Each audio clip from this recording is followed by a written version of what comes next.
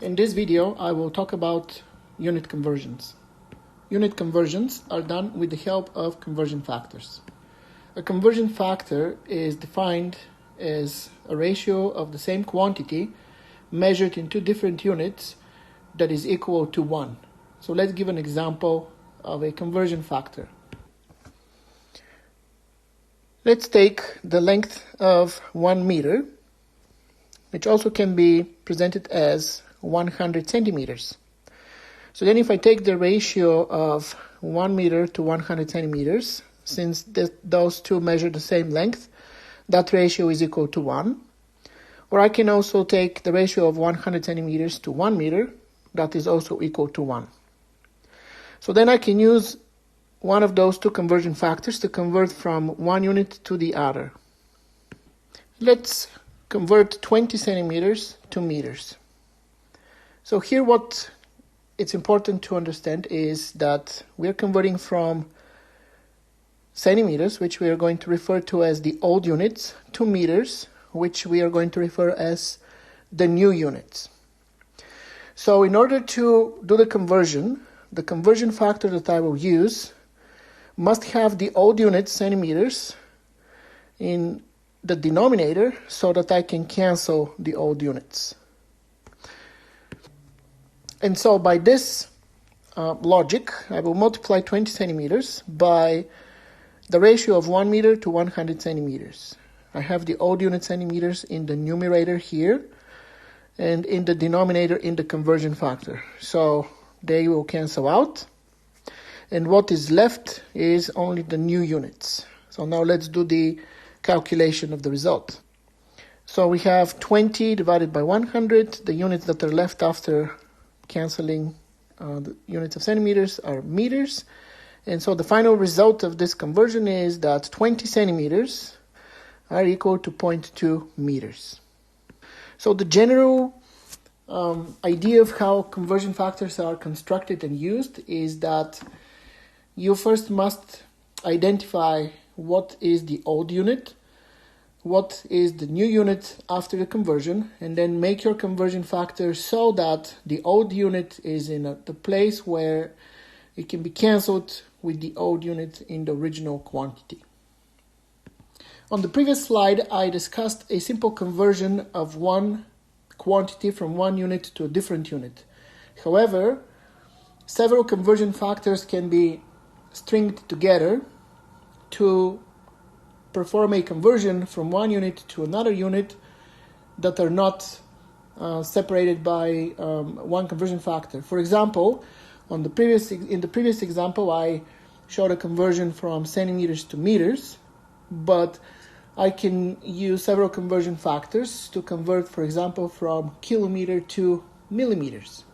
So let's do that example. Let's see how it works. So let's convert 5 kilometers to millimeters. In order to do this conversion, I must construct several conversion factors and then link them together to perform the conversion. To construct those conversion factors, I will use the fact that 1 kilometer has 1,000 meters, 1 meter has 100 centimeters, and 1 centimeter has 10 millimeters. So first I will multiply 5 kilometers by the conversion factor that will convert kilometers into meters. Since kilometers is the old unit and I want to cancel it out, in the conversion factor, kilometers must be in the denominator. So this becomes 1,000 meters divided by 1 kilometer. So the kilometer units will cancel out. So now I must convert the units of meters into centimeters. So for that purpose, I will multiply by a conversion factor that has the units of meters in the denominator. So we have 100 centimeters divided by 1 meter. So the units of meters cancel out. And finally, I must convert the units of centimeters into millimeters. So I will multiply by a conversion factor which has the centimeters in the denominator. So we have 10 millimeters divided by 1 centimeter. And so the centimeter units cancel out. And so this becomes then 5 times 1,000 times 100 times 10 with the units of millimeters, which is 5 million millimeters, or in scientific notation, this is 5 times 10 to the 6th millimeters. So this is an example here of a chain link conversion, where several conversion factors are combined together to convert from one unit to another. In the previous two examples, I demonstrated conversion between denominations of the units of the same physical quantity.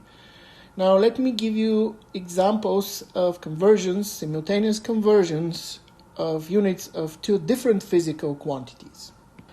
Let's do a conversion of speed from kilometers per hour, 50 kilometers per hour, to meters per second. As you can see here, there's two different units that must be converted, kilometers into meters and also hours into seconds. To be able to do the conversion, first I note that 1 kilometer has 1,000 meters and also 1 hour has 3,600 seconds. So I'm going to use those two relationships to create conversion factors, and then I'm going to do a chain link conversion to convert kilometers per hour into meters per second. So I'm multiplying 50 kilometers per hour by the conversion factor that converts from kilometers to meters. So this would be 1,000 meters divided by 1 kilometer. So when I use this conversion factor the way I've constructed it, that allows me to cancel the odd units of kilometers. And then the second conversion factor that I have here converts from hours into seconds. So I have in the odd unit of hours in the denominator here in the original quantity, and in the numerator in the conversion factor, so those two will cancel out. And now I'm ready to calculate the result. The units that are left are meters and seconds, so the units of the answer will be the units that I want, meters per second. And so I have 50 times 1,000 divided by 3,600. The units will be meters per second, or this is 13.9 meters per second. Now let's do the opposite conversion as another example. Let's convert 25 meters per second to kilometers per hour. So here I'm going to use those two relationships. 1 kilometer is equal to 1,000 meters and 1 hour is equal to 3,600 seconds to construct my conversion factors. So I have 25 meters per second times 1 kilometer divided by 1,000 meters.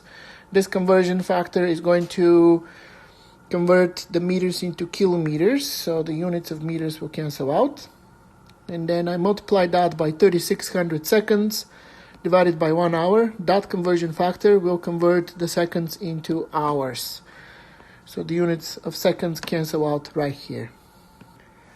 And so I have 25 times 3,600 divided by 1,000. The new units will be kilometers per hour.